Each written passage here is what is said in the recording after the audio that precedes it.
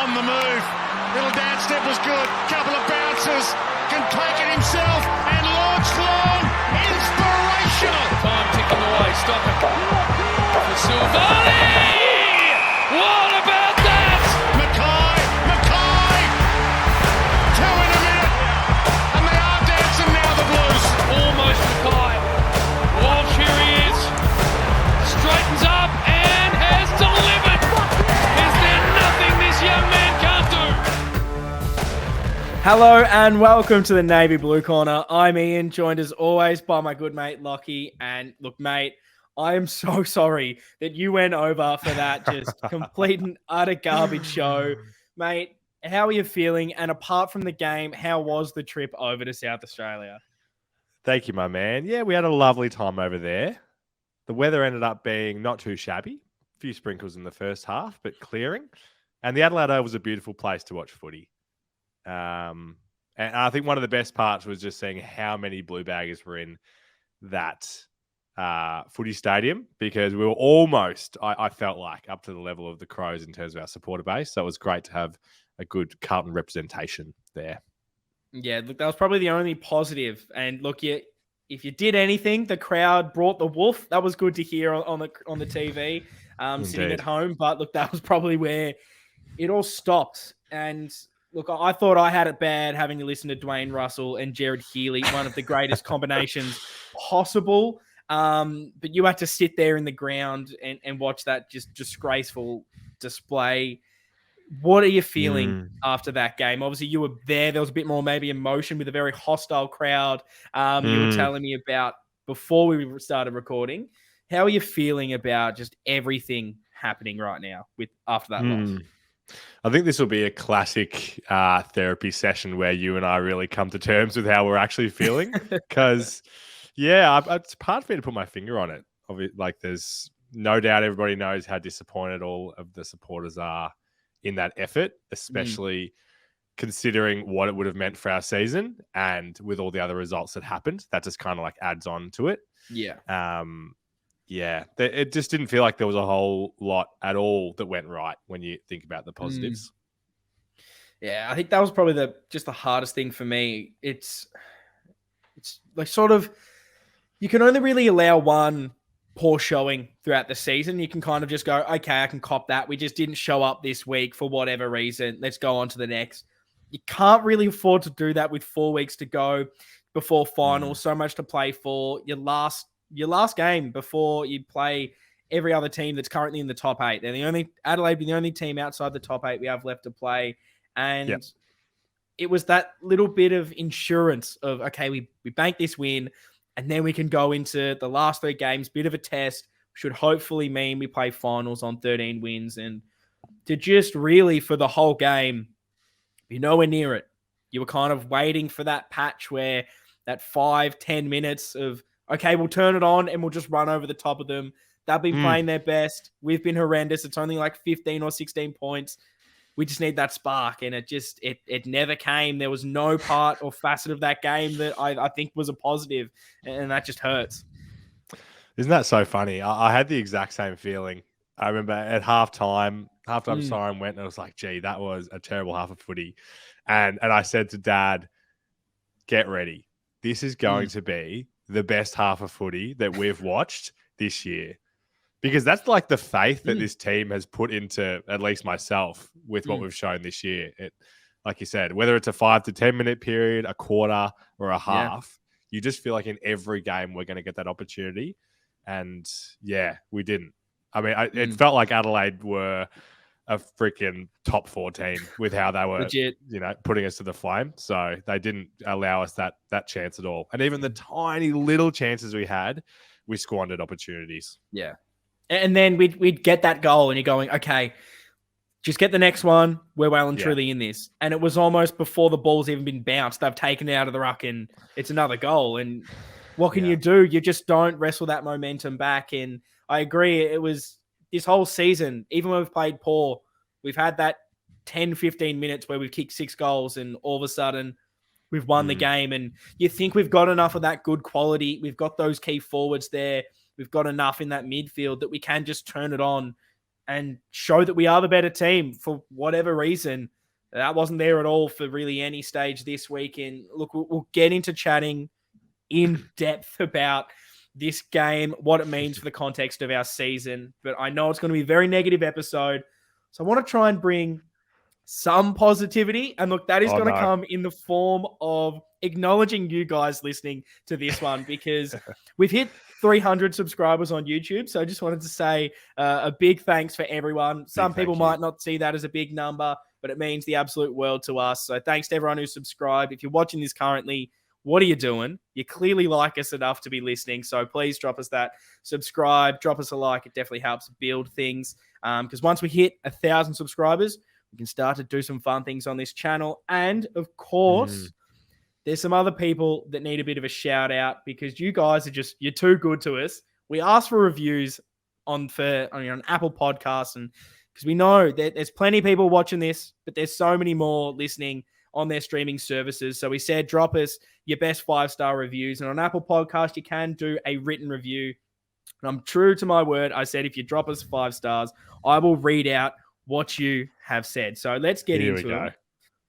We have one from, and I'm going to butcher this name because everyone's got these little fancy usernames. So bear with me, but it is either Peak Owner or Peak Oneer. You'll know who you are out there. They say best opening intro in the comp. If it doesn't get you excited for the Baggers, I don't know what will. I replay the opening intro at least 3 times whenever the new pod comes out. Gives me chills, fills me with excitement and a spring in my step on my morning commute in the wintry depths of Melbourne CBD. Mackay, and they're dancing now, the Blues. Knowledgeable, even though I can't even say that word, optimistic and level-headed. It's a welcome inclusion to my weekly routine after the game. And then he's got a little bit at the end here that says, plug for all your graphic design and website needs. Get in touch with More Studio. Now, I just want to, I love that because I said this is about the shout-outs. If you want anything on there, get in the reviews. But, mate, you've got a little small business there, clearly, or I should say a very big business. Yeah. What are you doing? Email us. Sponsor the podcast, mate. We will cater to any budgetary needs, high or low. Get in contact with us because, mate, this More Studio could be the big sponsor of the podcast. All you have to do is email us at the navybluecorner@gmail.com. Get into that. Hit us up on socials because we need that money and we'll do about anything for it, clearly. So thank you. Oh, love it. On to the next one. Also, about time someone's appreciated the intro because I'll have so much fun making them every single year. So it's good to know that people don't just skip it straight away because I had a feeling that could potentially happen. I've got another one here from Sniff Wilson, who says, a fantastic pod, a tantalizing combination of accurate Blue critique with optimism and positivity that helps to offset the inevitable palpitation-inducing performances the team tends to deliver. The boys do an amazing job and are usually pretty entertaining. And, we're going to need that. We're going to need the positivity this week, I reckon. A little bit backhanded there with the usually, but appreciate it nonetheless. We're open to any constructive criticism. It's good. Definitely. As long as you drop that 5-star, that criticism is welcome. I've got another one here from Groggy Froggy 4. Again, loving these usernames, people. Absolutely. You've done well making these fake accounts, mate. It takes a while. We've got brilliant Carlton podcast, 5 stars. Brilliant show, entertaining, informative, and intelligent hosts, even though I can't say half the words I'm reading here. I must listen each week. And here we go. This is, again, some more shout-outs. This is what we're about in these lovely reviews. Shout out to Danny and Kim, who have just brought the newest Carlton member into this world.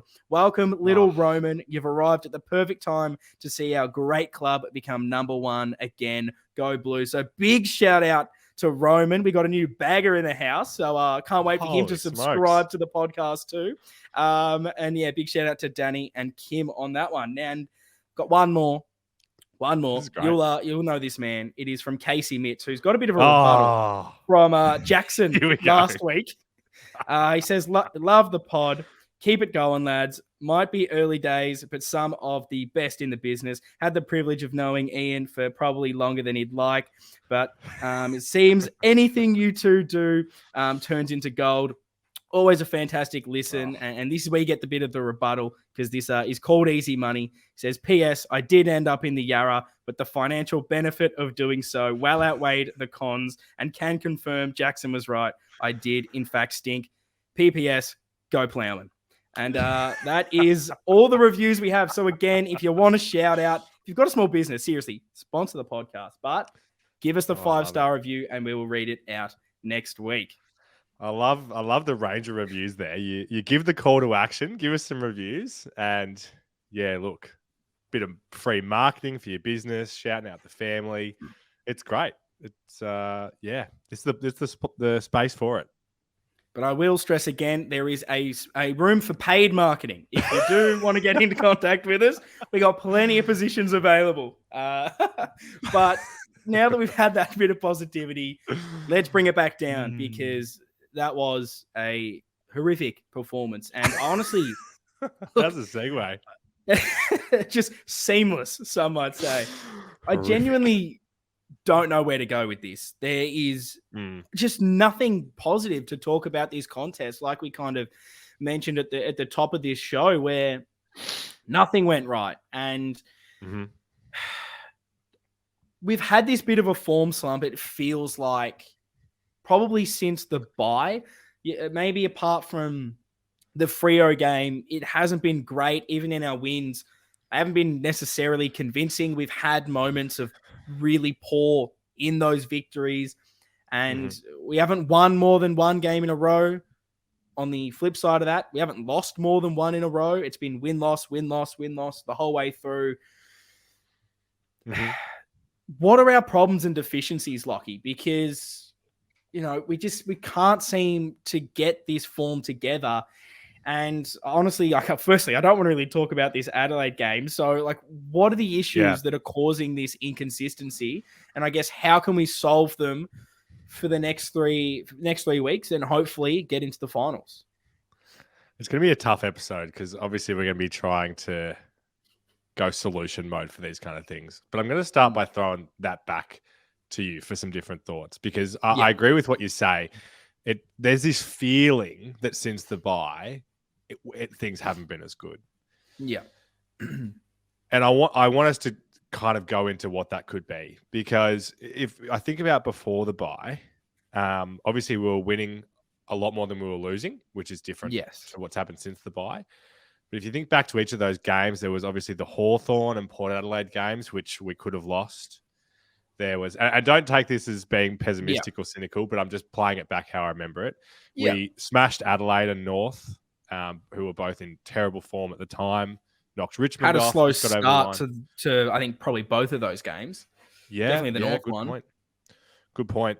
So I guess the thing, part that I'm challenging here is, have things changed? I know the vibe feels different, but has our output actually been that different? I know that the wins and losses column says so, but I'm just challenging that idea. No, I appreciate it, because I think it's weirdly almost about perspective as well, and just how much maybe one result can change things. Because we beat Adelaide. Let's just say that happened. We're sitting here, we've beaten them. All of those wins, the Essendon game, the GWS game, the West Coast game, all where we had some dips and then ultimately got over the top, you're going, it's professional performance. Didn't play our best, did what we had to. And you're looking at the positive side of those wins. Whereas you sound like a Collingwood fan. Don't put that on me. You sort of start to lose this game, and all of a sudden the perspective is, well, we haven't been good for the whole time. We haven't shown great signs in all of those wins. And it's crazy how much one result can just flip our whole perspective.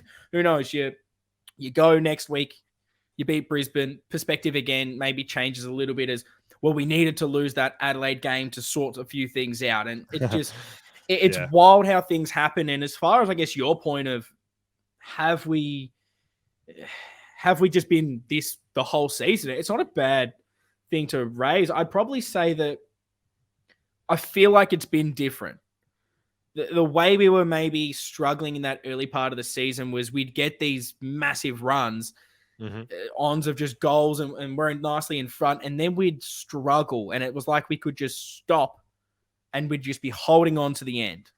Whereas, and like midfield was still firing, we had all these positive things. Whereas this second half, it's like everything that was good in that first half of the season is now struggling. And that's probably the big thing around the midfield and clearance dominance.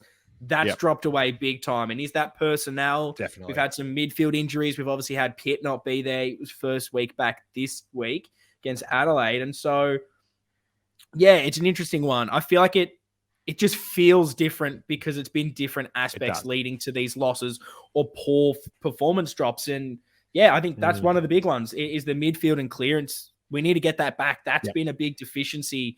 But I guess, yeah, you may be right there in just saying that, look, we haven't been perfect really at all this season. No, I agree with everything you say there. I mean, obviously, we can talk about those specific things like the midfield, which I agree, it hasn't been where it was in some of those really good performances early on. But yeah, it always takes a loss for us to just remind ourselves of our expectations and what we expected of this team to be at the start of the season, where we hoped to be this top 8 team. I'll remind you again, you were even saying that potentially a non-top 8 finish could be a successful season, depending on what we see and integrating Voss in and everything like that, which is fair. So in terms of where we are as a team, it just feels like we do agree that was our most embarrassing loss of the season. By far. So it's kind of like, yeah, I don't know. I feel like if you're a fringe top 8 team, you're probably going to have one of those each year, which isn't to excuse it, but it's more just to say, yeah, we're not a top 4 team. And while the media has wanted to push that kind of narrative, I think most supporters deep down know that we're not that. And this was going to come at some stage. Not to excuse it or anything, but yeah, I don't know. Yeah, I guess I just, and obviously you would have as well, just really hoped that we weren't this bad, that coming up into this game, you know, I can cop a loss to Melbourne, I can cop a loss to Brisbane, how I can potentially cop a loss to Collingwood as long as we still make finals. Yeah. But it was this game that was just win this, and then we can worry about the next 3 weeks, because at least with 13 wins, it's pretty much signed, sealed, and delivered. And then you're putting the pressure on, and then you're putting the pressure on all the other teams that are fighting for the 8, where now the pressure almost feels reversed, and now it's on us instead, even though we're currently sitting in the 8 because of the tough draw we've got coming up. And look, you raised a really good point, and we had a fan question come in into our DMs from Jeff Ward, and I said I have to ask this because it ties in really well. He says, what is the difference between finishing 8th but losing the first final, or finishing 9th and missing finals in regards to our future? Aren't we just where we thought we'd be? So firstly, I want everyone, if you're watching this now on YouTube, drop your answer to this question in the comments, because I really want to hear everyone's thoughts, and tweet at us your thoughts on this question too, or Instagram, anywhere, messages. Very keen on this one. But Lockie, what are your thoughts? Because I guess you're kind of alluding to this. Yeah, for sure. No, it's a great question. And I think about this every week, because I think I've said since the start of the season that if we can just get into the finals and play a final, I just have this personal belief that would do so much for us as a club and the 22 out there and supporter base and all of that. So I actually think I don't want to go, I'm not normally negative doom and gloom, but I think it would be a disaster if we do miss the 8, because of where the expectations have been. And I think the playing group would have honestly felt like they're basically there. It certainly felt like that these last couple of weeks. I think these guys like Cripper, get that man onto the final stage, get him to experience it, and then then we hit the preseason and then we run it back for next year, where it's like, this is where it's actually our chance. And I think if we miss that opportunity, it almost feels like it's another year to this process for me, because I can't see if we finish 9th that we can go all the way next year. I agree. And I think it's just so important for the experience. It's another thing I'll touch on and go into, but I think that when you get in these high pressure moments, and this was another high pressure moment of, this is the game you should win. You win this, pretty much guaranteed finals. And we've seen, I don't want to mention them too much, but what Collingwood have been able to do with the experience they have in their list and the leadership that they have in a lot of their tight games and a lot of things that have been going on for them, they've been able to turn to these guys that have been there and done that, helps draw them over the line. I know Richmond have been pretty poor the last few weeks, but this week you can easily say that the experience helped them run over the top of Brisbane, and we just don't have that. And I think that that's an issue in these kind of moments where you kind of, when the pressure's there, you go back to your experiences and everything that's inside you, whether it's consciously or subconsciously.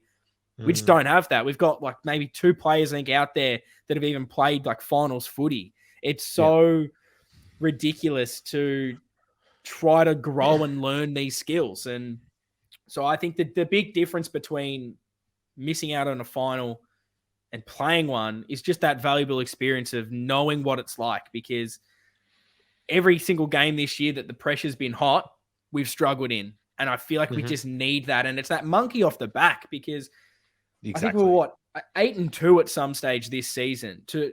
I think in the context of everything, having that many wins, starting off so amazingly, to miss out on finals from there, like, what does that do? I don't want this to be over dramatic, but what does that do for the psyche of the players thinking, we've bottled this? And obviously we can still make finals, and I don't want to be super doom and gloom because we've got 3 games to fix this. But if that was going to happen, that's surely got to haunt you a little bit. And some players will use it as motivation, but there will be some that when they come back to this experience next year, they draw back to, well, I bottled it last time, and that negativity starts to creep in. And so I think that it is very important that we make finals just for all the positive reasons that can launch us being a contender again. And I do believe that we still will make finals here, but the point you just made, it was what I was going to say. Exactly right. There's no way to know what the off season would hold in that situation. And whether the group comes together and it is like the firecracker that, launches us into next season, or something that does haunt, like you said. So I'm still confident that we're not going to get to that point, because I don't think that this loss necessarily defines us and is going to define where we are moving forward. But I think it does show that, we sometimes we look at the wins and we look at the ladder and we go, we think that we're better than we are. And look, I kind of agree. I don't want this to be like one game defining our season. As much as I wouldn't want one win defining the year, I don't want one loss to define it either, because so much can happen. So much has happened this season, and we've seen a lot better than this. It's a horrendous performance. There's no reason we can't turn this around. And I guess dealing with that leadership aspect that I kind of brought up, do you see that as being a bit of an issue when trying to deal with these scenarios, whether it's the in-game pressure, whether it's just dealing with the moment of, okay, finals are here. We're coming up against a poorer opposition. Like, let's face it, Adelaide aren't a good team. They showed us up, credit to them, but they're not a good team. I think they're bottom 4 or 5 on the ladder. Should be demolishing someone like this. Do you think that the lack of experience maybe in these moments is an issue? And if so, I guess, how do you fix that? Yeah, it's a really good question. I don't know how to take it from a leadership angle. I mean, what I wanted to say, and I know we'll get into all of this, these performances don't just happen without so many different factors. Yeah, I agree. There's not one thing that was the reason why we lost this game, and we can put our guesses as to what all of those were, but there's more than 10 that go into this. And I guess at the end of the day, leadership is always going to be one of those things where I felt like Cripps did almost all he could do. I thought Walshy was fantastic, even with some poor disposal at times. But then there's lots of other guys that we didn't see strong performances from. So I think the leadership is an aspect there, but so many things we could cover that all just add together, I think, to be that performance.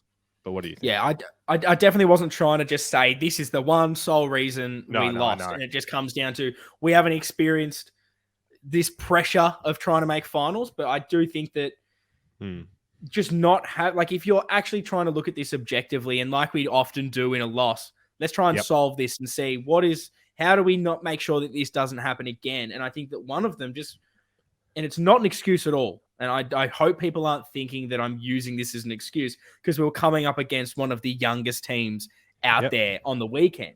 But because like not many players on this list have dealt with these kind of things before, I think that it has to play some sort of role. And I know it's been spoken about before as like that. I mean, the Luke Hodge type coming into Brisbane definitely helped propel them forward a little bit. And I don't know if there's anyone like that out there. I don't know what it is, because we all kind of hoped that the coach and having that experience in the coach's box would help us a little bit. I don't know if that has really been the case in this scenario. So maybe there does need to be something on field of just one player on the list having done something and you can draw on it, because when these moments come where you're not playing well and you need to fire up, if you can turn to someone that's been there and done that, and that doesn't necessarily even have to be a premiership, I feel like that's a lot easier. But really, apart from Cripps, no one else really stood up. I think everyone else had their probably worst game I've ever seen them play for us. And I genuinely don't know how that can happen. Like, it has perplexed me since it happened. I think that's what's made me so angry about this game, and just so, I don't even know what the word is to describe the emotions that I'm feeling after this game. I've never seen a performance like this with this squad under Michael Voss, where everyone just decided, I'm just not going to show up and have zero intent today. Yeah. Well, shall we try and rattle through some of the objective things, and that might provide some clarity for both of us? Yeah. Do you have anything for me, Lockie? The first one that comes to mind, wet weather. What do you think about us in wet weather? Look, we're clearly not good when the conditions are wet, when it's windy, when things aren't going our way. And that's probably the tail of it. When things aren't going our way, we're not good. But what is that? Why can we not play in the wet?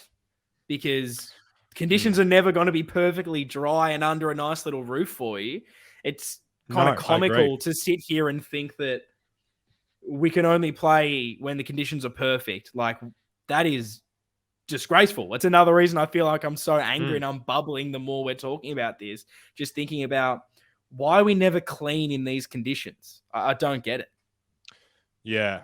Yeah. Well, no, I agree. I mean, we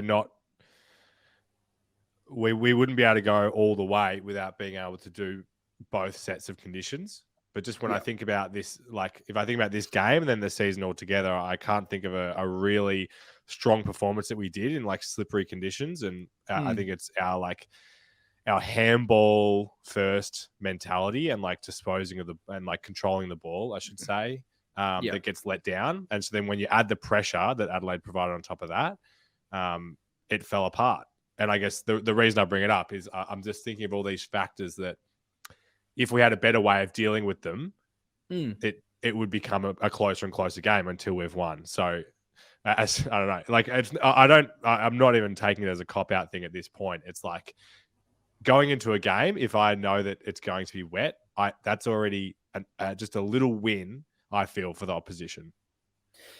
So is this a game style issue for you? Because this is a point I kind of have, because I've written the note and the question of, why does our game style just seem to not hold up under pressure? And this kind of goes back to when it's wet, like you're not getting that disposal perfectly, because I guess the idea of us was to be the strong contested side, have a game plan that holds up in finals because of this. But mate, there's a lot more pressure in finals than what an Adelaide team are going to give you. And credit to them, their pressure was good, but a final is going to be 1,000 times hotter than that. And like, we constantly fumble. We're not clean. Adelaide, every single time the ball hit the deck, they were winning those ground balls. We, for some reason, just couldn't do it. And it's happened multiple times this season. And when the pressure's there, what do? We overhandball. We're not sure about our decisions. Like, how many times did you see us, someone's under pressure, handball it back to someone under even more pressure, pretty much being tackled before he gets it, turnovers, poor decision-making, and that's probably just compounded by the conditions.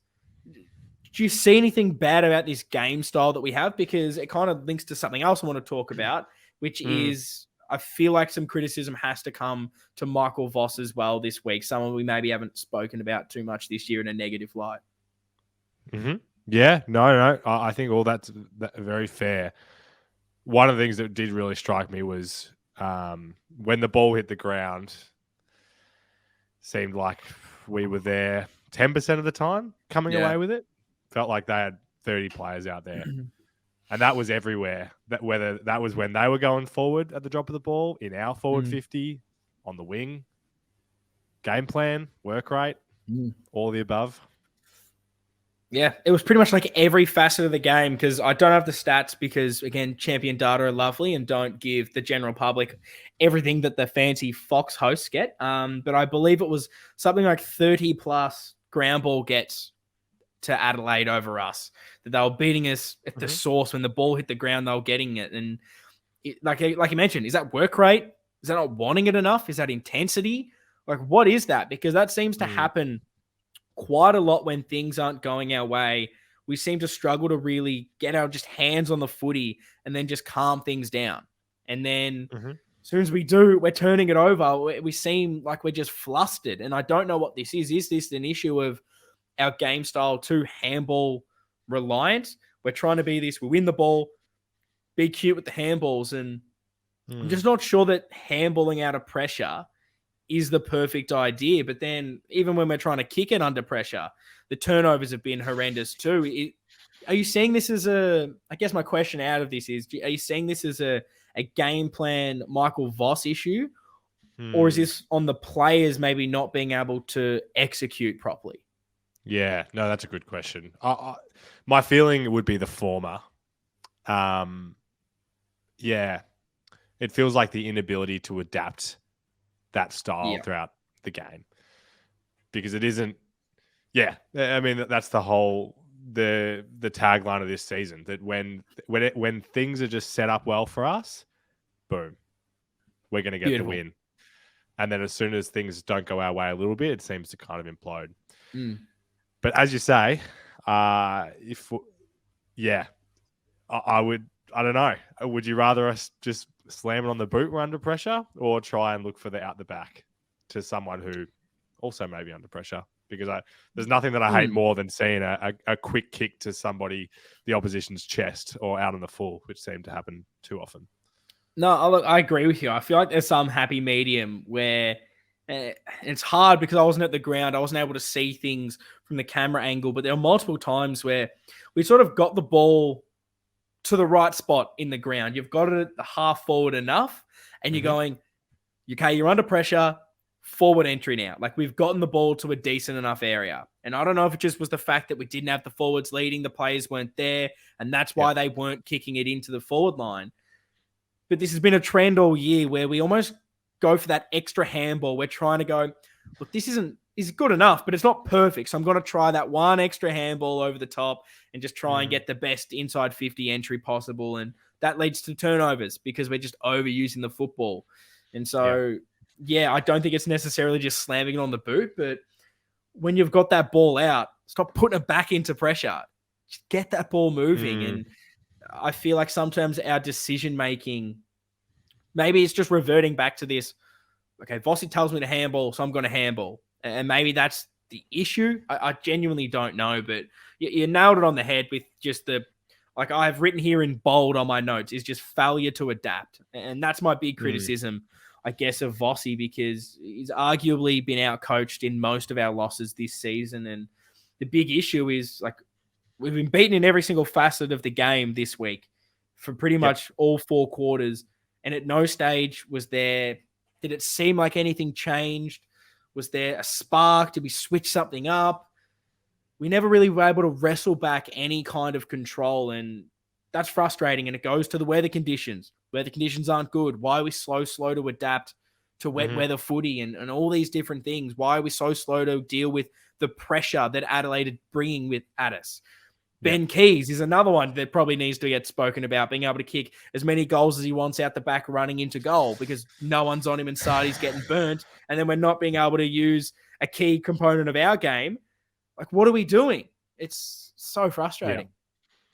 Yeah. And everything you covered then is just, I guess, why I feel there's so much frustration about this game, because there was just so many parts that I guess small improvements in a lot of areas would have just been a really different result for me, because they might not make a lot of sense like that, but like the decision making I felt was almost there at times. Yeah.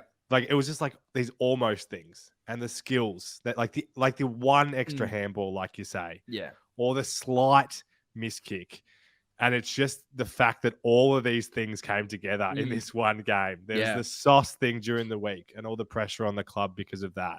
And then we had obviously 3 players go down injured during the game.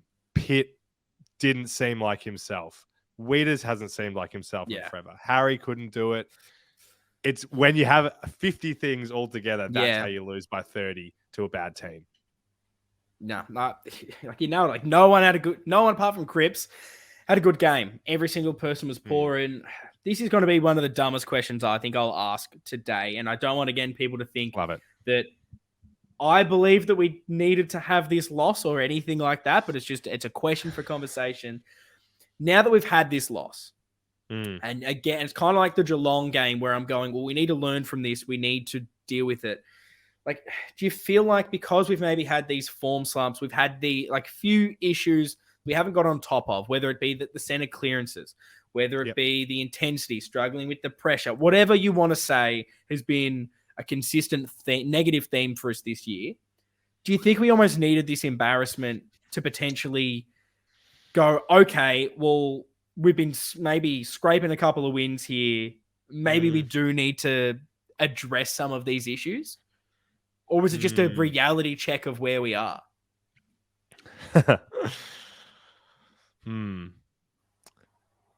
Did any part of you after last week's game sense this coming?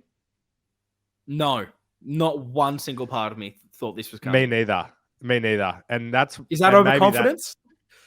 Like last week's game was, we thought, pretty poor, really. Yeah. Like for a 30-point win. So maybe it's a bit of both of your questions. I don't know what it's necessarily going to change in terms of our preparation for Brisbane, personnel, game plan wise. Yeah, but it certainly felt like the first quarter this week felt like the GWS game, where it was like, we don't appear particularly intense about it. It seemed like there was this sort of, not a great phrase, but a lack of engagement into the game itself. Like they bring the pressure and we're just going, that might die down at some stage and then we'll be able to play. Like we just weren't ready to bite back at it. And that's a little bit worrying for me. And I know it's a hard thing trying to break down these games because you almost go too hard into things. And again, we could easily come out next week, beat Brisbane by 10 goals, and then we've forgotten about this game.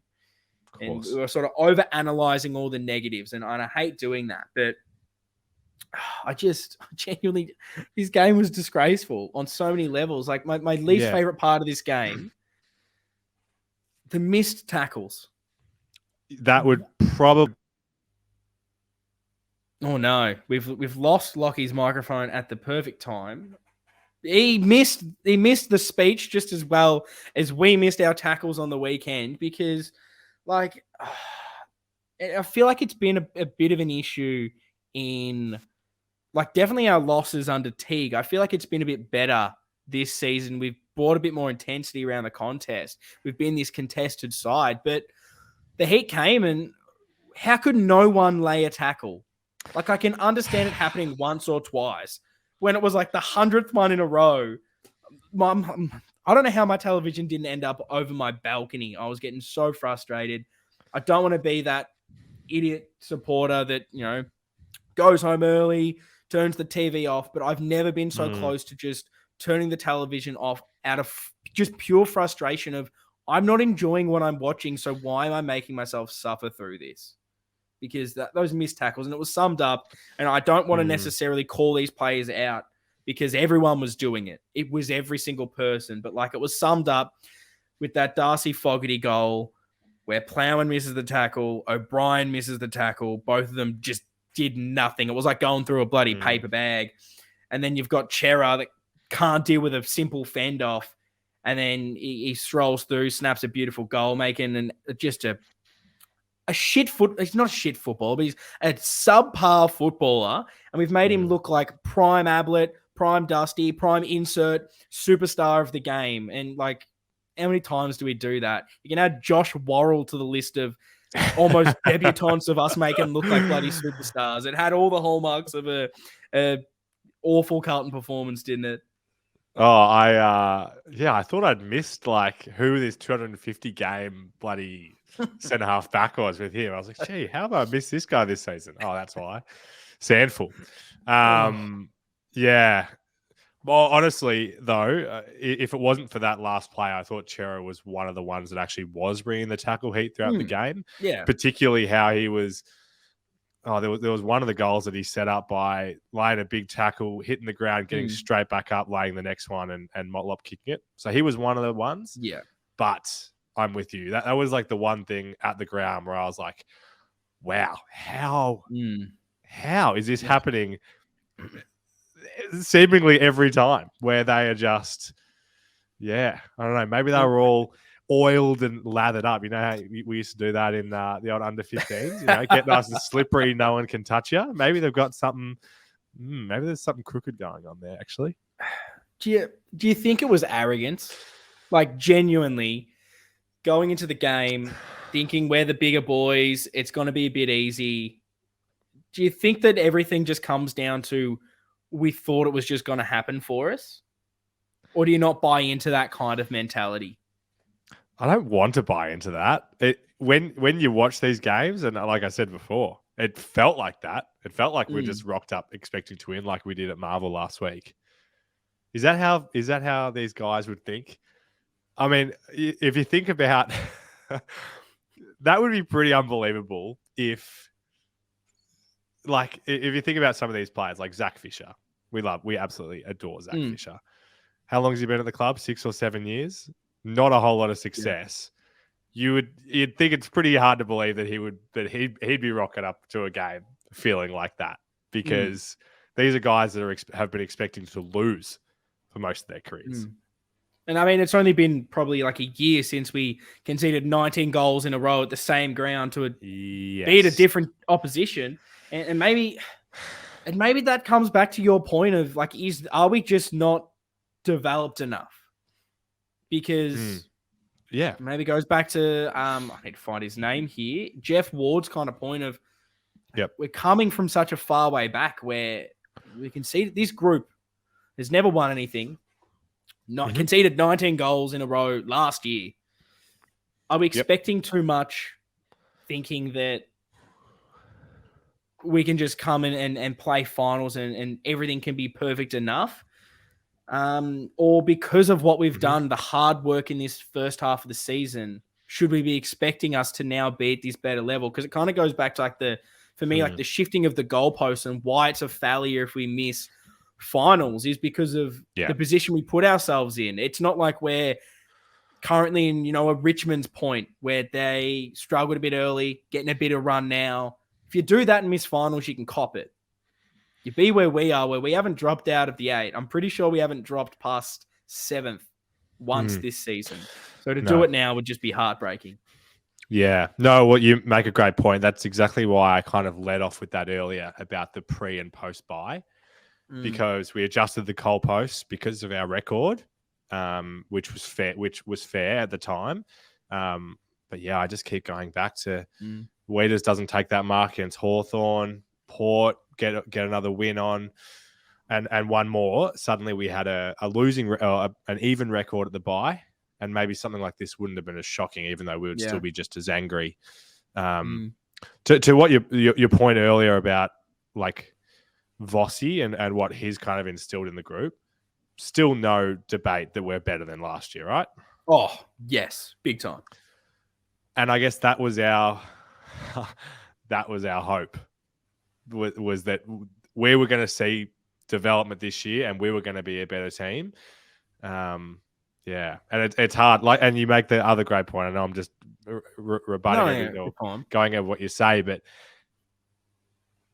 anything can happen next week and the week after. And the crazy thing about the footy is that these games are sometimes just these isolated boxes. Yeah. And even though there's themes and there's all this stuff that we can look at, it can all be out the door so quickly.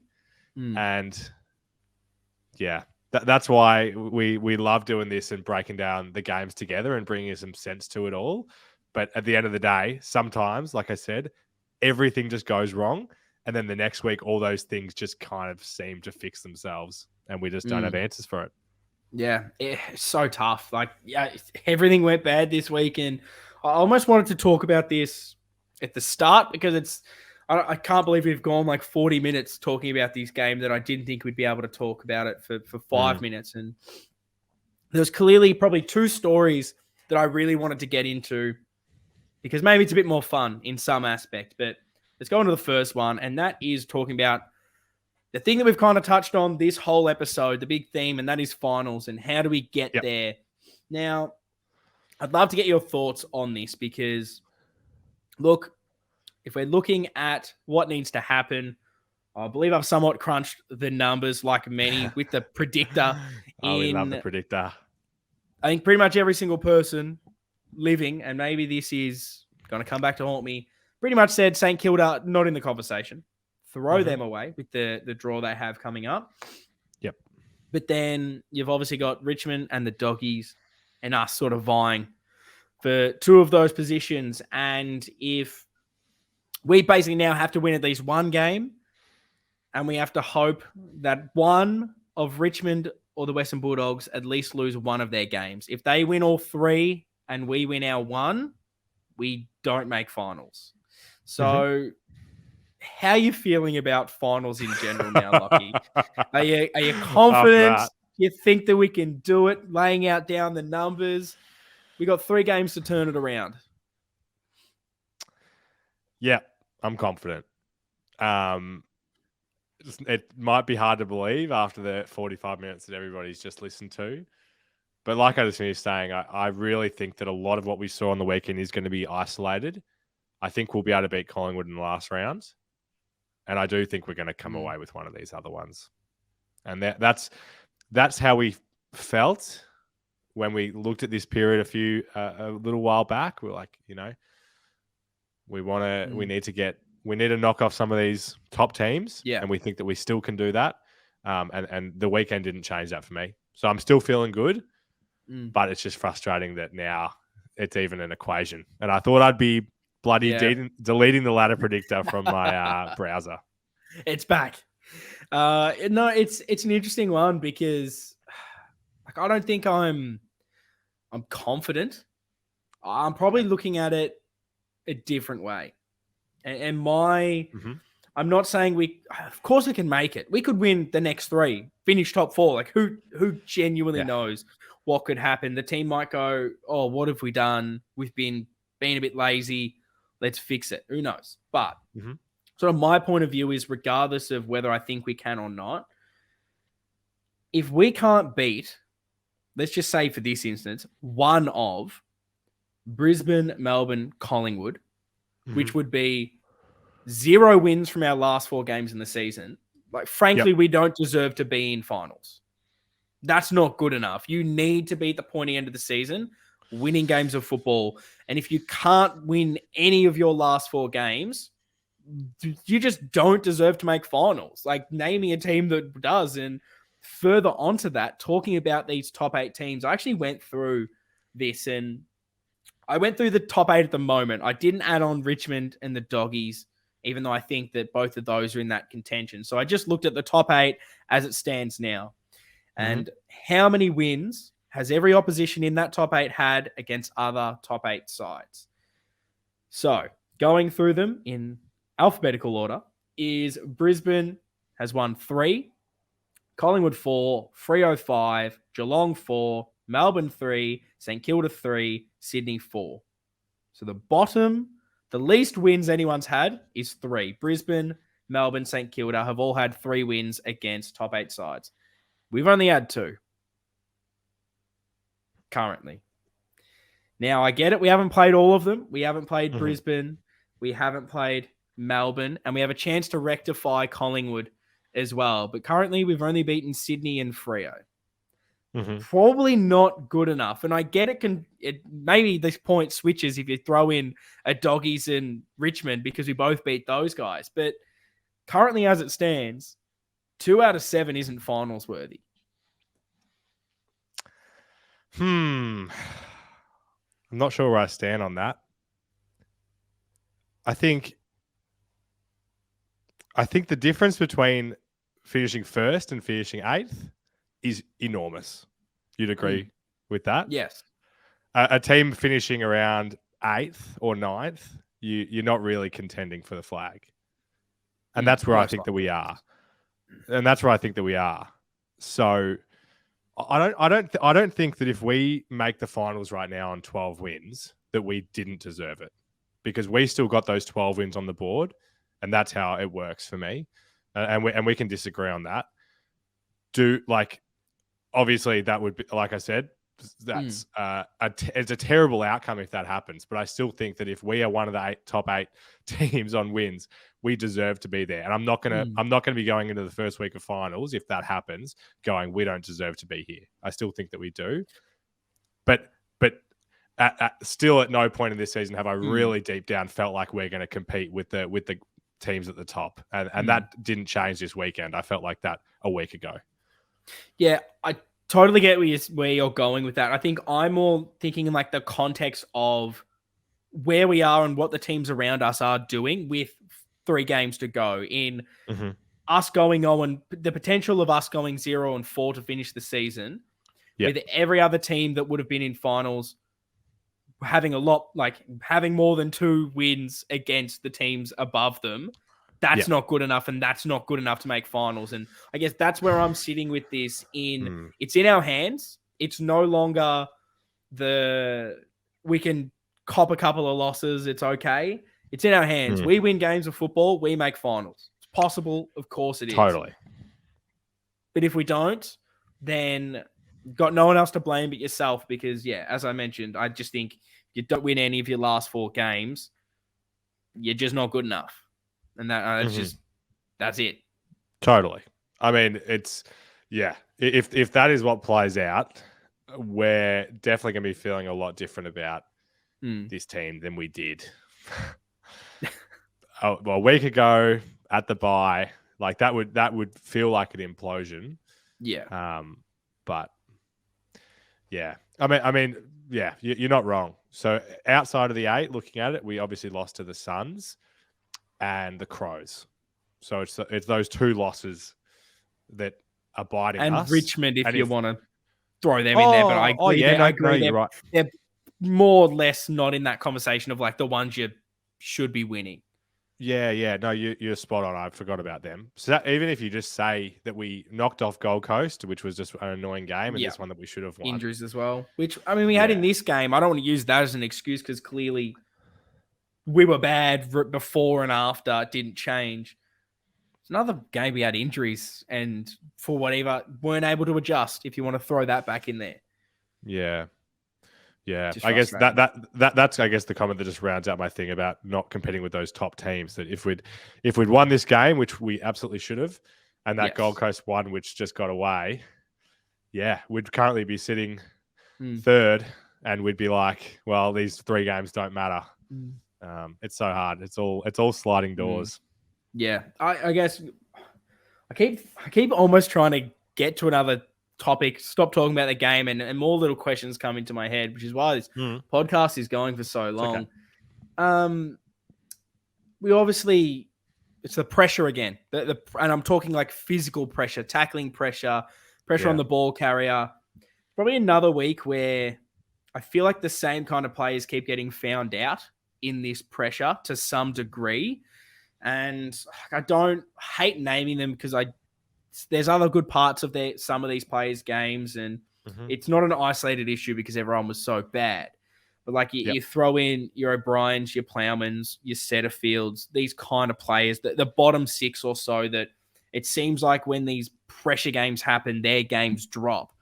Yeah. Is that a bit of a concern for you personnel-wise? I know I tried not to make too much of it when he said it, but every time we have some of these performances, it makes me wonder. It's a little bit into Michael Voss's psyche, where he mentioned a few weeks ago saying that like we're still in a list build phase. And you can take that one way where you just go, oh, obviously he's saying we're not the polished, finished article. We've still got little bits to go. Or is there more to it in him just thinking that a lot of these players aren't up to where we need to be? Like has these... The building of this pressure on these players and the continual them letting us down change your perception of any of these players? Wow, that's a really good question.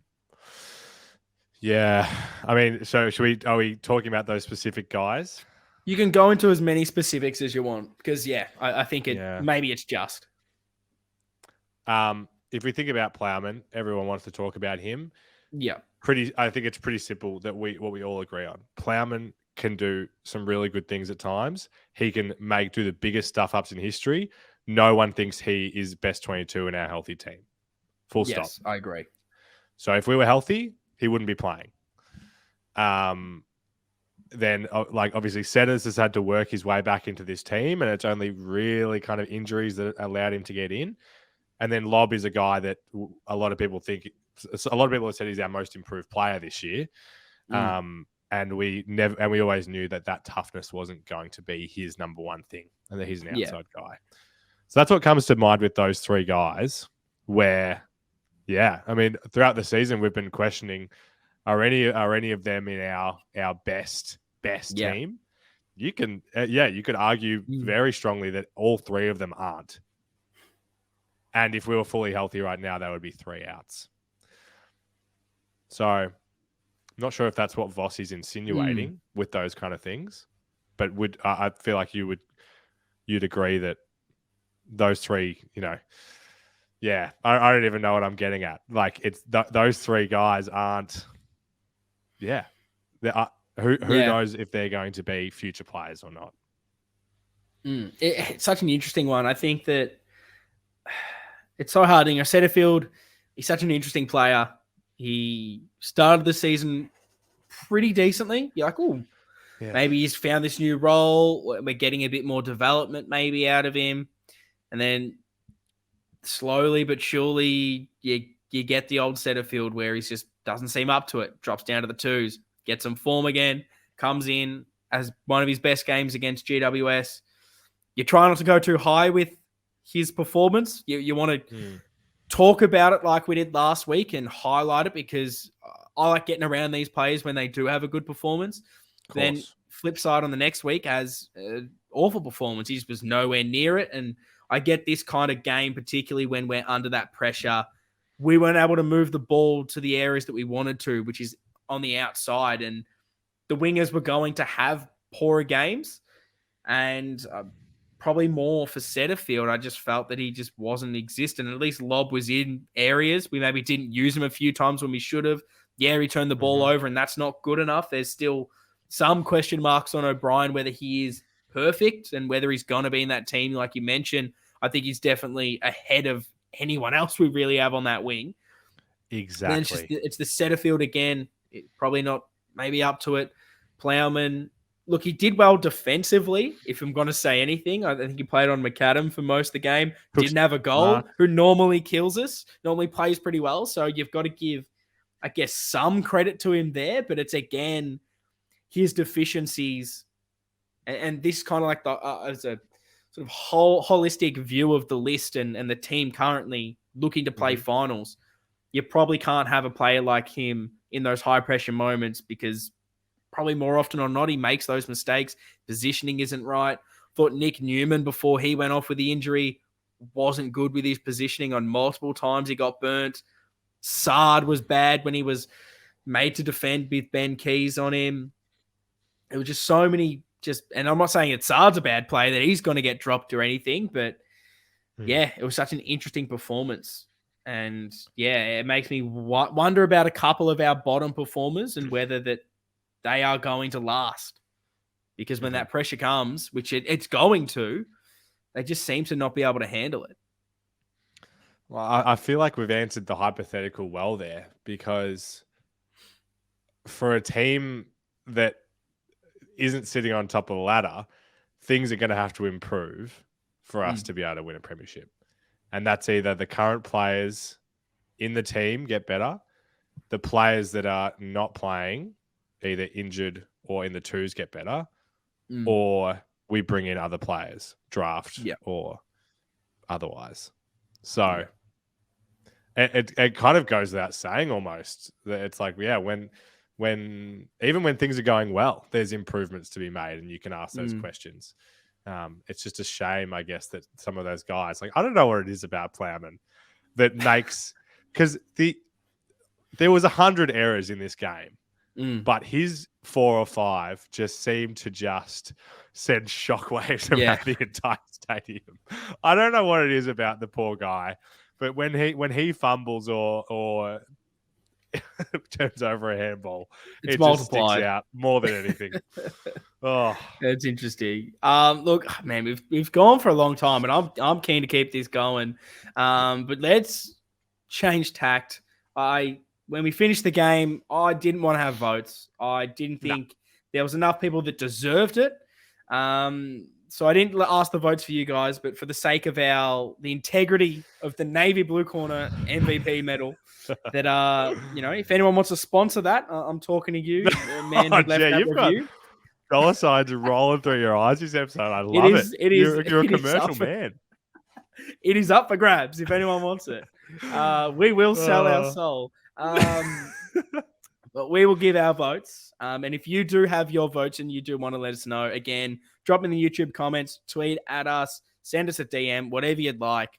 Honestly, we do appreciate it. I just thought most people wouldn't want to give their votes, so I thought we should skip it. Lockie, who'd you give you 3, 2, 1? 2, because really, I thought I almost just wanted to give the 5 votes straight to one person.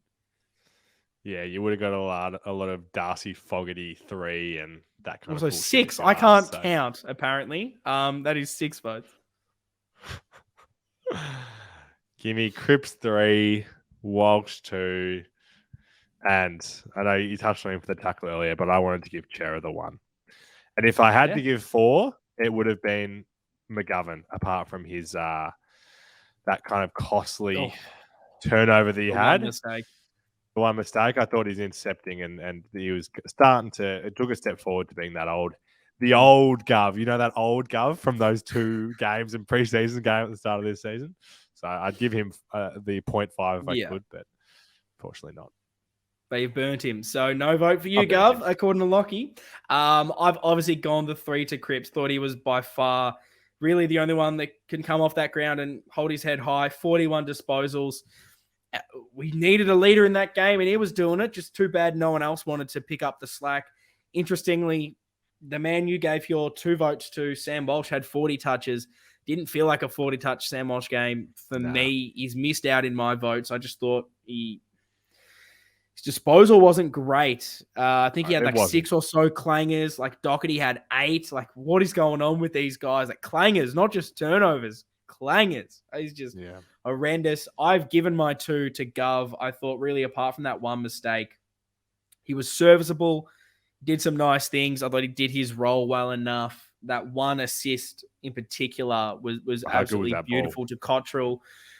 And speaking of that man, I've given him 1. It's maybe Maddie C. Yeah, I thought it was pretty easy to give the 3. The 2, I thought McGovern was really the only other person deserving of votes. It was so hard to give the 1, but I've given it to Cottrell simply because, and I understand he didn't show up for pretty much 2.5 quarters, even 3 quarters. Then when the game was there to try and be won, he was like the only one doing anything. God got a couple of chances for some hard running, took both of them. I said last week, and I touched all the wood possible, that he doesn't miss important goals. I tell you what, I was shitting it, thinking in the back of my head, I've mosed him here, I've mosed him. But he didn't let me down, so I've given him the 1 just for that. But yeah, if you got votes, you want to let us know, drop them in the comments. We need to tally up our votes, and I think I said it a few weeks ago, but I'll make sure I get it done this week. The end of the Brisbane game, we'll be letting you know the tally, who is where in our votes and who can potentially win this medal. But let's jump into some fan questions. We've got a bunch. I did a couple of posts on Twitter, a couple on Instagram. So good luck finding all of those, Lockie. I've made it a bit of a hard task. You might need about 7 different devices to search them up. But hopefully you can get a couple for us. Absolutely. We may not get to as many today as we normally do because, gee, we've loved the sound of our own voices for this first hour. But we haven't touched on this.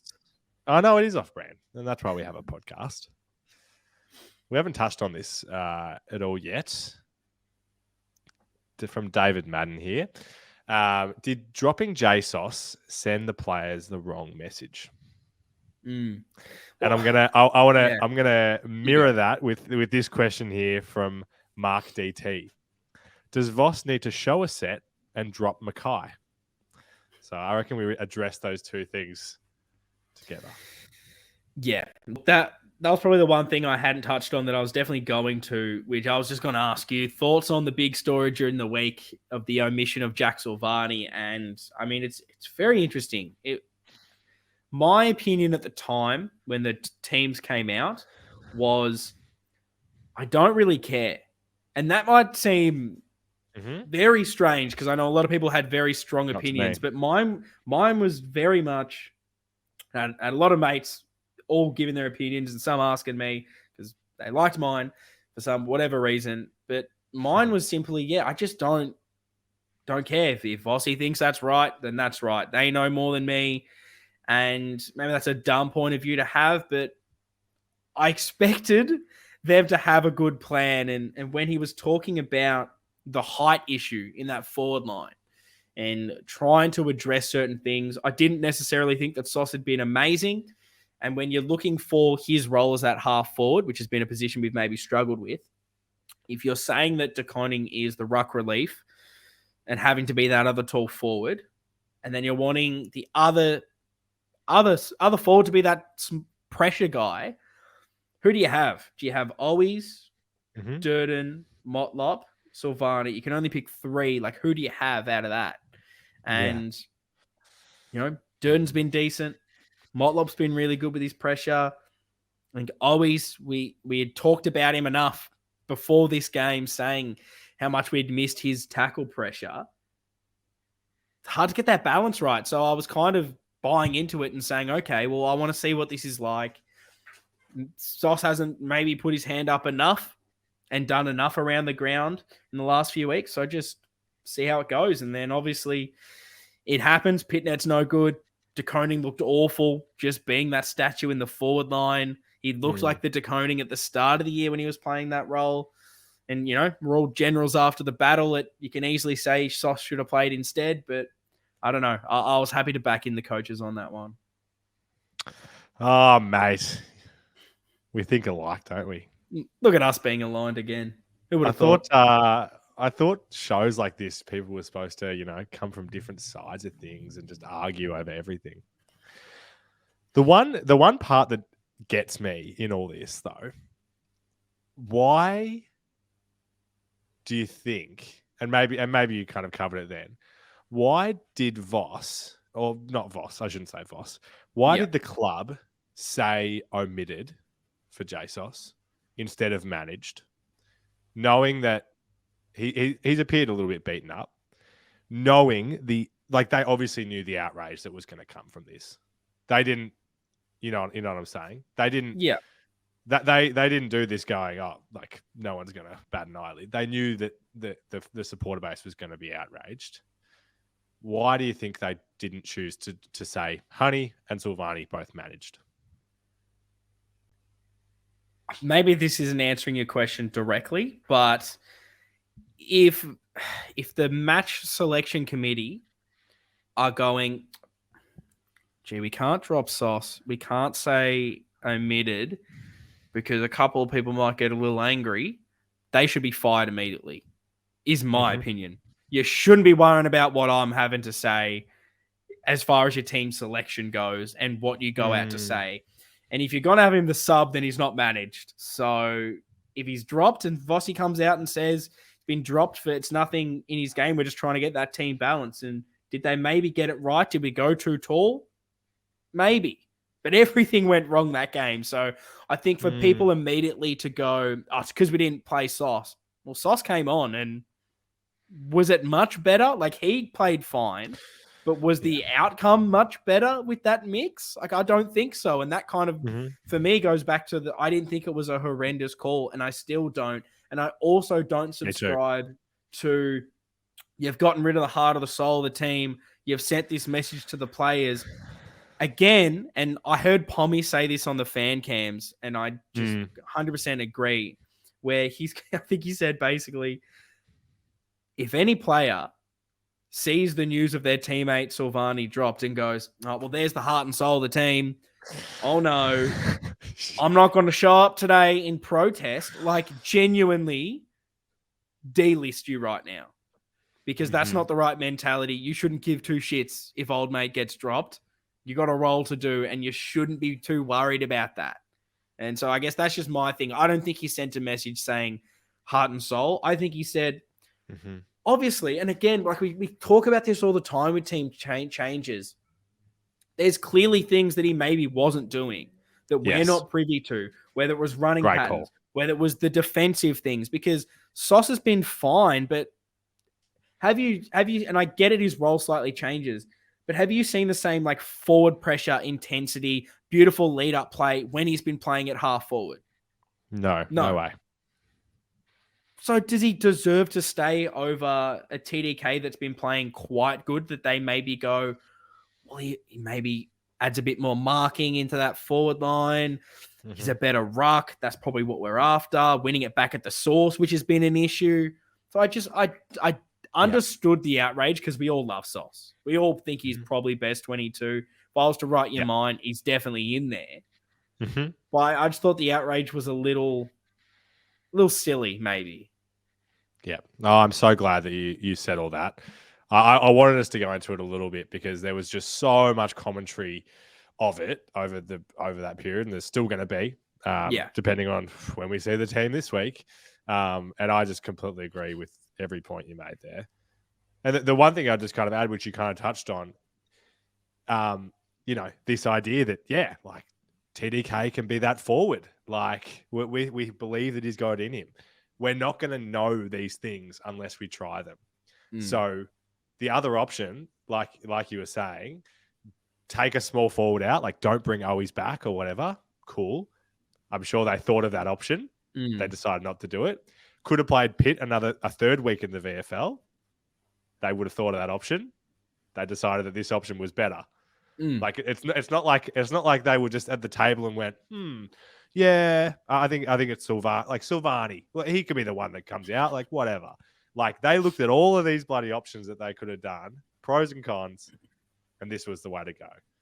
And he might be back next week, and he might be the sub again, and he might not even be in the team. But I still am going to have faith in the decision making. Yeah. And again, that selection was not the reason we lost that game. Lack of hunger, tackle pressure, not being able to deal with Adelaide's pressure. All of that was much more of an issue than maybe us being slightly too tall or maybe not being too tall with Sauce in there. It's an interesting one. But yeah, I mean, everyone's entitled to have a different opinion than me because there's so many out there that do believe that Sauce should be in that team. And I guess I kind of agree with that too, but I'm starting to have these opinions with Carlton in particular where it's not worth my energy. If they think that's that, I'm going to back it in. They have enough runs on the board so far for me. Love it, mate. So you're dropping Harry? No chance am I dropping Harry. It's like the one good thing we have. I get his form maybe hasn't been amazing, but I have seen And that. I've seen that floated about, but why would you give up like the 1 point of difference that you have, which is the reigning Coleman medalist, him and Kerno in your forward line? The chance to kick 12 plus on an opposition between two players. You keep that every day of the week. I don't care if he's having a bit of a slump. Who else? Who are you going to play instead of Harry? You want Silvani to be the lead up forward? Jesus Christ, you're kidding me, aren't you? Murkov, Ian.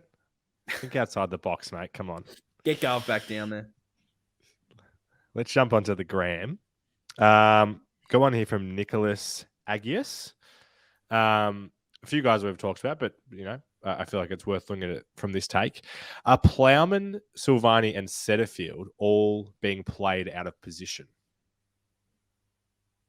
Oh, I don't think so. Question from Nicholas there. I don't think so. I'd say O'Brien. It was O'Brien, Setterfield, Plowman. Plowman, Silvani, Setterfield. Silvani. I mean, Silvani kind of, when he was like ruck relief, I think is that high half forward that leads up, connects the play. Setterfield, I mean, I don't know what he is. I don't know. No, me neither. He hasn't shown me enough to be that gun inside mid. The opportunities on the outside, he's been okay. We need depth there. Plowman, I think he's just a back pocket. He is what he is. What about you? Yeah. No, I agree with you. I don't have anything to add to that one. Thanks for the question, Nick. Back onto Twitter. As always, so many questions about changes. So I reckon we can start to look to next week. We can segue 100%. And because we love a segue on this show. Try and bring the energy back up a bit. I'm going to put some pep into my step. Let me have a drink real quick. No, we like that. We've got to get, because again, I want to stress this is not enough. As much as we're all doom and gloom, as we should be after a horrendous performance, got 3 games to turn this around. And it is so possible. It's not funny. Let's not let one game define our season. Love it, mate. Oh, I'm feeling a big Ian pep talk at the end, which I always love. So that's good. All right, so let me get into a couple of these ones here. Eric, who do we think comes in for those injuries that you mentioned? Kennedy, Dirds, and Newman. And then the other one I'll mention is the great Paul Barbaza. He said, we saw yesterday the Lions second half were overrun by a smaller Tigers outfit. Lions way too tall. And then lists all out our talls. Is that going to be a problem going forward for our side with not enough run? So I guess that's going to beg that kind of big question, which everyone's going to want to look into with the talls. How do you feel we're lining up next week? It is, as we've kind of touched on, like it's so hard to know what the balance is, because like I've seen some people, and it's kind of a question I'd love to pose for you, that some have said, well, Marchbank has to come into this side. And I'm like, well, can you play Wiedering, Young, McGovern, Marchbank? Like that's too many for me down back. Plus you've then got Pitt, TDK, Harry, and Charlie.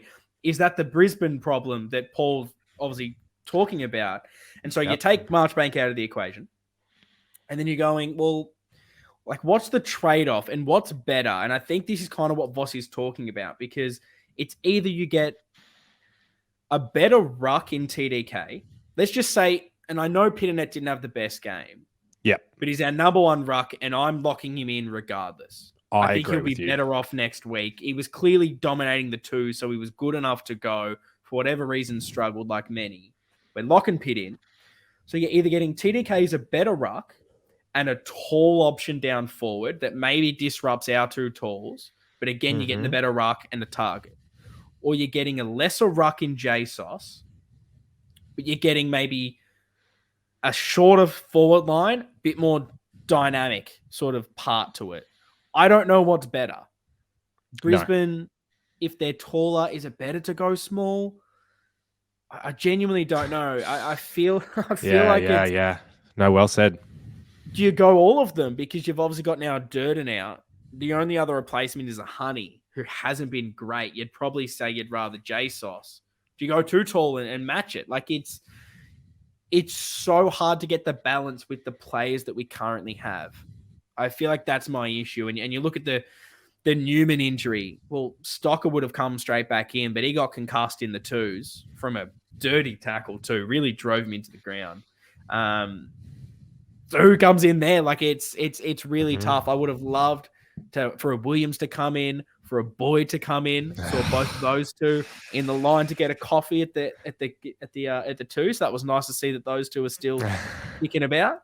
But yeah, like what is your kind of perfect setup between, if you had to choose between De Koning and JSOS, let's say, okay, if you could choose two out of De Koning, JSOS, and Honey, because I think those are the three kind of lining up for those two spots. Who are you choosing? I like I said in the game commentary, with so many things going wrong, I don't want us to look at specific points and saying that doesn't work. Yeah. And that's what I want to say about these rucks. I don't not want us to be writing off Pitt and TDK based on this weekend because everything went wrong and it didn't look like a great decision. Nothing went right. Yeah. Having said that, I would probably say Honey would be the one to miss out of those three. Yeah. So I would be, rolling with Sauce back into the side and giving that a go because we saw it very early on in the season and everyone's saying that's when we were winning. So it must work.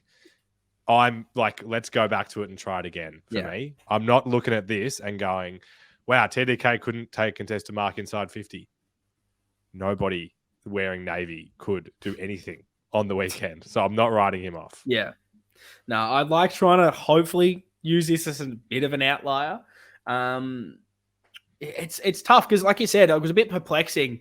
Voss just being like, nah, it doesn't work when, and this was the fans' criticism, going, well, it looked pretty bloody good round 1 and round 2 when we were beating Richmond and Doggies. We used it for, I'm pretty sure, a few more games after that as well. So, it's interesting. Do you think that there's a concern of not having enough run and beating the big height of Brisbane? Because they're obviously going, their two key defenders, they'll have the three tall forwards in Hipwood, Danaher, McStay, and it looks like they're going 2 rucks as well at the moment. They're going quite tall.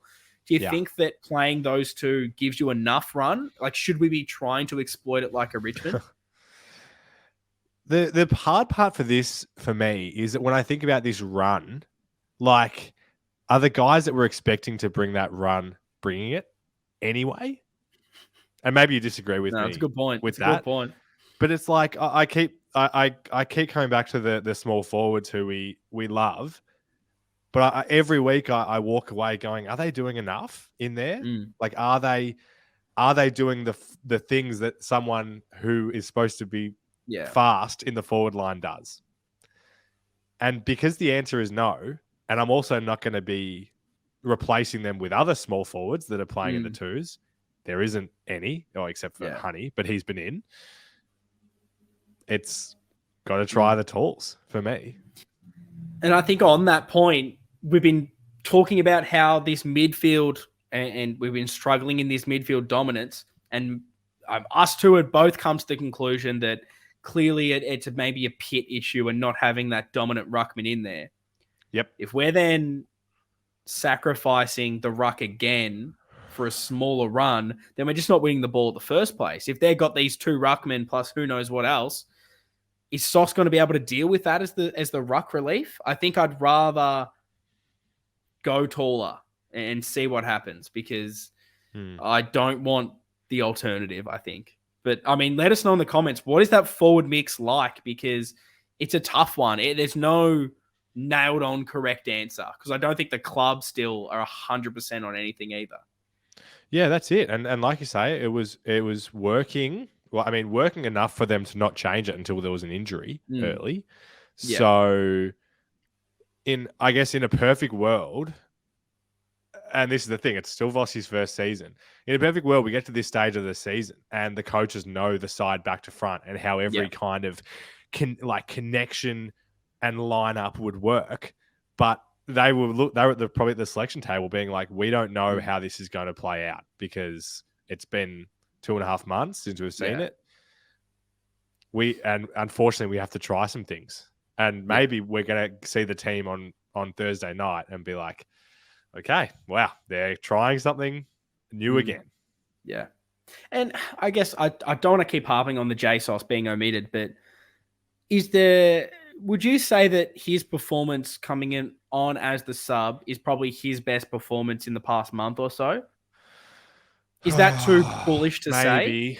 Maybe. Because I kind of want to have the fact Yeah. of like, did he need a little bit of a kick up the arse to go, mate, your spot's not permanent here, and he's going to be better for it? Like, I don't think that getting omitted is such a harsh thing. I feel like they're going to know how to manage these people the best and know that that's going to be the best thing JSOS needs to keep going. And I don't know. I just thought I'd add that on. No, I agree with you. Do you have any other fan questions before we get into chatting a bit more about Brisbane? Because we've gone this long, we may as well keep going. Let's go, Brizzy. Give me the Lions. So, look, they're coming off a loss to Richmond where they led by 42 points. Good. That was, of course, at the MCG where I don't know the last time they won at the MCG. It's been a bit of a hoodoo for them, like Adelaide Oval for us. We're playing them over there, which means it's going to be a little bit more difficult. They're coming off a bit of a loss, so they're going to be, in the historical sense that we kind of say, they're going to be fired up. On the rebound. But on the flip side, you surely have to expect some sort of response from us. Brisbane would surely be shitting themselves. I have a couple of Brisbane mates that I've been chatting to just about footy in general over the past few months. And a lot of them have been saying that they don't expect to win against Carlton. They think Carlton will beat them because they don't think that their defense can handle our two tall forwards, and they think our midfields are very similar. Now, if Brisbane supporters are thinking that, they're going to be shitting themselves going, fuck, why do we have to get Carlton off the back of their worst performance of the year? Because we had all the missed tackles. We had no tackles ourselves. The pressure was bad. The coaching group are going to be hounding them. The playing group are going to be up and about shortly after that going, we can't be worse. I don't want to sound like an idiot.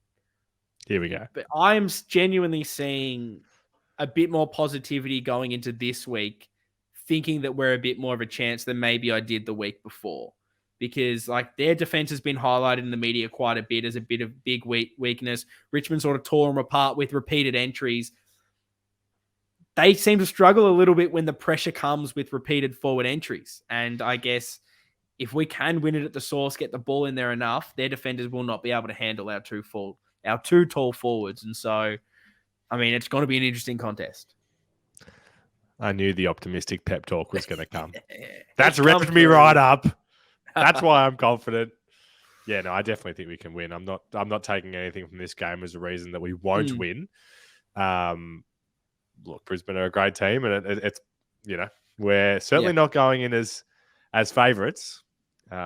Maybe that's a good thing. And our form hasn't warranted that either. Of course not. And to your points earlier, like if we felt like we were going into these games expecting to win, there's no chance that we're going into this one expecting to win. So maybe if you believe in that kind of thing, then maybe it is the kick that we need to get back on track. Yeah. Guess what kind of changes are you making? Oh boy. Because we've got some issues. We've got Newman with his knee. I wouldn't expect him to come back. He obviously gets the studs in there. Opened up quite a lot. Hard area of the body to heal nice and quickly because you're constantly bending those things. I tell you what, that's my doctor. You always say that too. Yeah, exactly. I'm pretty well versed in the medical field, as you would all know. And speaking of that, you've then got your Durden with his shoulder. So he probably will miss as well. And then you've got Kennedy with that concussion late, which didn't look good. As soon as you see that sort of arm go up, it's never pretty. And it was a bit upsetting too, because I thought he was one of the better midfielders that kept applying himself all day and trying his hardest. So who's coming in for all three of those? And then are you making any changes on top of that? And then who are the six fellas that you're dropping? Who's healthy nowadays? Who is healthy nowadays? It seems like if you had to put your money on it, is Hewitt going to be ready? I am low-key worried about Hewitt. Yeah, low-key worried. It seems like, and I don't want to get my tinfoil hat on again, Oh, But if no. you keep reading the reports, the injury reports, it's very reminiscent of every player that ends up being out for like 6 months, where they're going, "Oh, we'll see how he is next week, and we'll double check him then." And then all of a sudden, he's got like his foot's actually been amputated or whatever, and he's gone for a year. I don't know what's going on with Hewitt. I think it's his back that is the issue potentially. But yeah, I'm not confident that he'll be back. Dow for Kennedy. Kemp 4. Newman. Do you And think then that's too tall? And then bring Sauce back into the team for Yeah. Dirds. Yeah, it's tough. Is it too tall? Potentially. Yeah. Look, I was at Williamstown. I tell you what, beautiful, picturesque ground. I've never been down there before. Tell us about it. Good Lord, is that place incredibly cold with that sea breeze. I had to sit in the car for 15 minutes after that game just to warm my hands up so I could feel them again. And it wasn't a good showing. You'd kind of hope you have a bad performance in the ones. There's plenty of players that are busting to burst into the ones. And I tell you what, there was no one. They lost to Williamstown, who had won about 2 games before that. It was very reminiscent of the Carlton game where midfield was nowhere to be seen, got outclassed by a weaker opposition, couldn't play the conditions. Mate, Williamstown is not a hard ground to play. Breeze goes to one end of the ground, on one, literally the wing. What do you want to do to create play? Probably not kick it long down the wing where the breeze is blowing towards. So what do we do the whole game? So what do we do the whole game? Short kick, long down the line. Short kick, long down the line. And it was awful. But who played well? Yeah, I'm keen to hear your thoughts on the listed players. I thought Kemp was probably our best. Played down back for most of the game. Was pretty good. Late in the game last quarter, deployed as a forward because we had the breeze and it was just like, get the tall timber down there and see if we can do something. I thought he was probably one of the most composed throughout the game. Marked well, definitely was decent along the ground, was using his bit more running capacity a little bit better. Definitely our best. Does he come straight in? I would almost maybe weirdly go Nunes if wherever that man is, if he's fit. Your man. I feel like he works better as a small. I'm wary of going too tall down there. But if Nunes isn't ready to go, it's probably just going to be Kemp out of sheer numbers. But he was the only one that really put his hand up for me. Obviously, Stocker gets concussed, was playing pretty well before then, would have been the perfect Newman replacement. Fogarty had 30 disposals. Thought he was pretty shit, though. Like, I don't want to be too harsh, but felt like there was a lot of turnovers. He was fine. He feels like a fine VFL player, but for me, he just didn't do enough, didn't really impact with those 30 disposals to really warrant a recall. Martin played at 16 disposals and a goal. The goal was late. I felt like it was Jack Martin he's disappeared for 3/4 of the game. Oh, there he is. And that's all you get from him. Played as that high half forward, pinch hit in the midfield. Didn't have the impact I would have loved for a Jack Martin trying to burst back into this team. Wouldn't surprise me if they just selected him because they know what you kind of can get from him in that half forward. But again, didn't do enough. The one everyone wants to talk about, Dow. I tried just to pretty much watch him whenever he was on the ground. 22 disposals. I think he got a goal. I didn't see it. I wanted to so badly. I want to buy into the Paddy Dow hype. I just thought he lacked the physical presence. He had 4 tackles, but they weren't great tackles. And maybe that's too harsh, but it was like balls on the ground, lays the tackle. That was kind of what I was getting from a Paddy Dow. Didn't think his clearance work was there that everyone's been talking about, being these bursts from stoppage. We need to fix our center clearances. Here comes Paddy Dow. I didn't see it. And I thought the Paddy Dow wasn't on show, and our midfield got outclassed in that game. So I can't really go, he was perfect. But if Hewitt doesn't get up, he just simply has to come in because we don't have anyone else. And I wish him luck.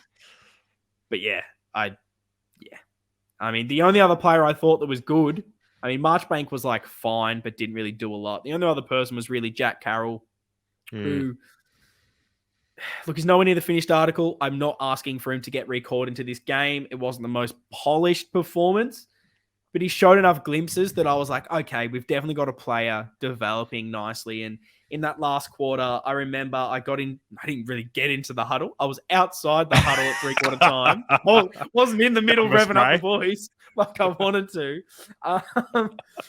And I remember hearing Paddy Dow in particular, and I did like this from him. Like the first thing as they all get into the huddle, Paddy Dow's like, we're going to bloody win this, boys. And like they were down by like 10 goals, and he's going, we're winning this. And I loved that. So I was hoping to see him spur the boys on. Instead, it was Jack Carroll that I found was that little spark. He was doing his traditional spin move out of congestion, trying to get things going.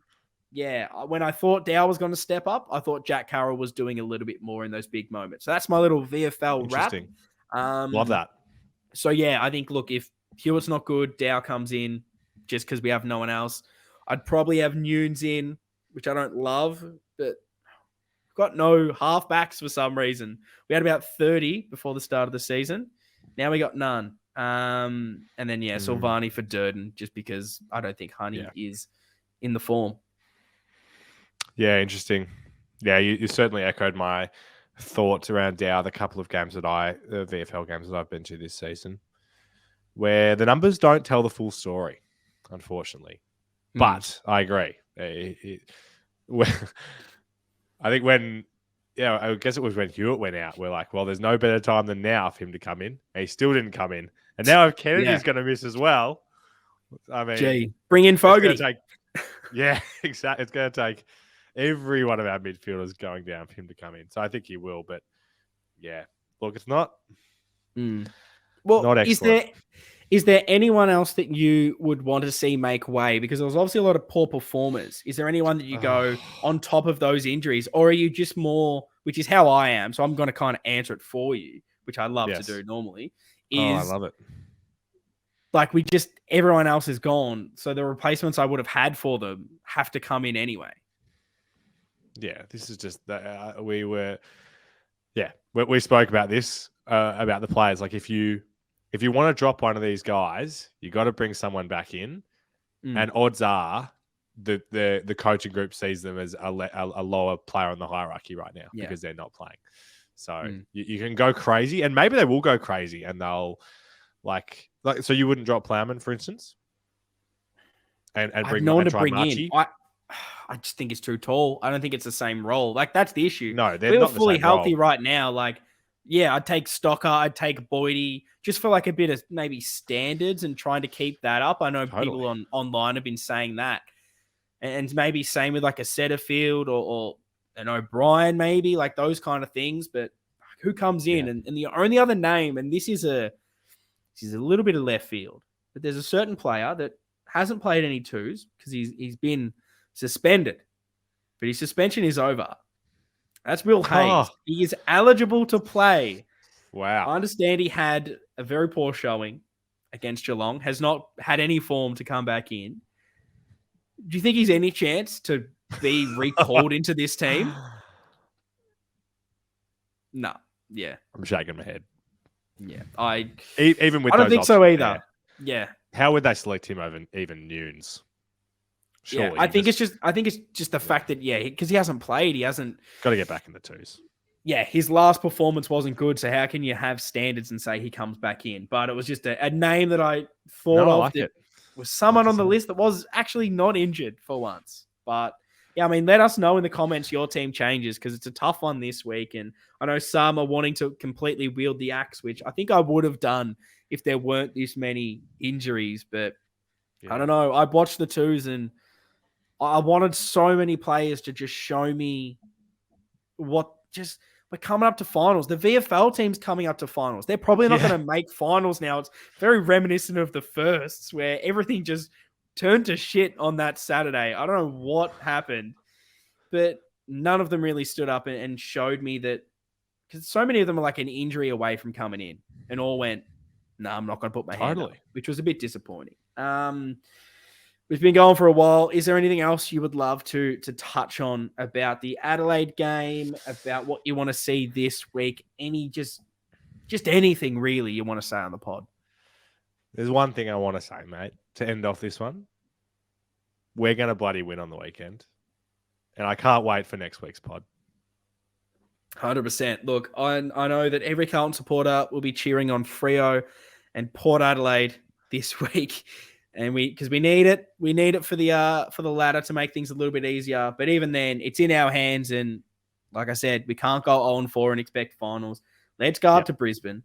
Let's show them that they're no good like that. They 42 points up and they lost. We can beat this mob. And why not now? We'll be bouncing back from an awful showing that we have discussed in length. So surely the boys will hear this and they'll have to fire up. But look, that is going to be the end of this one. We are very excited for the last 3 rounds. Let's get up and about. Let's cheer the boys on. See you guys next time.